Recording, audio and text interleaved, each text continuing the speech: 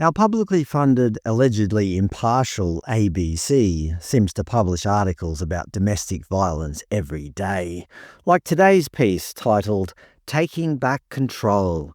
It's essentially a hit piece on men, with headings such as Tackling Toxic Masculinity.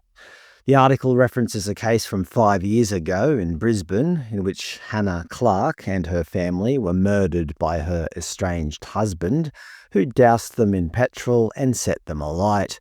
Yes, it was horrific, but the article fails to mention a more recent case in which a woman doused her friend in petrol and set him alight, a case I previously discussed in a video. The only difference? He didn't die, though his life will be permanently affected. In the first paragraph of the article, the ABC states, Australia's domestic violence scourge has already claimed the lives of 18 women and several children this year. In the name of statistical impartiality, they should at least mention how many men have died during the same period, but they don't. They don't want you to know, and they're not interested. In fact, I couldn't even find the statistics because nobody seems to be interested. But the number certainly isn't zero. News reports this year have covered multiple homicides perpetrated by women, including woman charged with murder of her 2 grandsons, Brisbane woman charged with murder after allegedly giving terminally ill partner lethal dose of pain medication, woman charged after lovely grandmother allegedly murdered inside her home, woman 31 charged with murder over alleged domestic violence-related stabbing, Toowoomba woman charged with murder over house fire that killed 3 of her children. Woman 75 charged with alleged murder of roommate. Woman charged with murder of boy in her care in Townsville home. And that's just the first page. I won't bore you with endless headlines. The point is, the ABC's article makes no mention of these crimes. They simply don't fit the men are bad, women are victims, domestic violence narrative. However, the focus of this video is actually a case in which a man killed a woman, although in this instance I believe it was justified. Get the car off me. Witness described fatal police shooting after driver rams officer, where a male police officer allegedly shot and killed a woman who rammed him with a car during an arrest in South Melbourne on Saturday night. Here is a CCTV image showing him pinned against a wall. The officers were actually at the scene for a different reason. They had been called following reports of a man armed with a machete.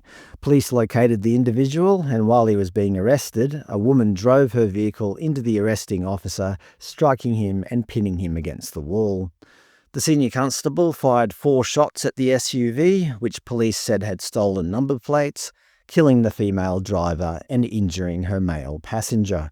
The 34-year-old woman, who had no fixed address, died at the scene, while her 26-year-old passenger was taken to hospital with non-life-threatening gunshot wounds to his leg. Thankfully, the police officer who was struck by the vehicle was treated for leg injuries and has since been discharged. Meanwhile, the 39-year-old machete suspect has been charged with possessing a prohibited weapon and theft of a bicycle. All this chaos unfolded in what is normally a quiet inner-city Melbourne street. It is understood that all these individuals involved knew one another. There's no question that a car being driven at you is a deadly threat, so the officer's response with his firearm was certainly justified. Why the woman thought it was a good idea to ram a police officer, potentially killing him, I don't know. Perhaps we'll never know.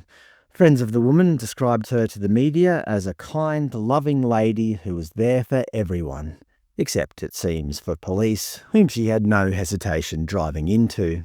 As you can see on the same page, there was also other machete-related news recently, again in Melbourne. The Guardian reported, there was panic. Northland Shopping Centre locked down after fight allegedly involving rival groups and a machete. Consequently, Victorian Premier Jacinta Allen decided that the best way to fix Victoria was to introduce a ban. Machetes to be banned from sale in Victoria in the wake of Northland Shopping Centre brawl. That hardly seems fair. How am I supposed to cut through thick vegetation if I'm not allowed to buy a machete?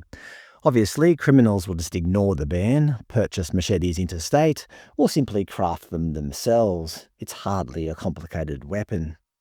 Anyway, I wish the police officer well after being attacked by a crazed woman in her SUV, and I hope, just for once, the ABC will stop trying to pin the blame solely on men.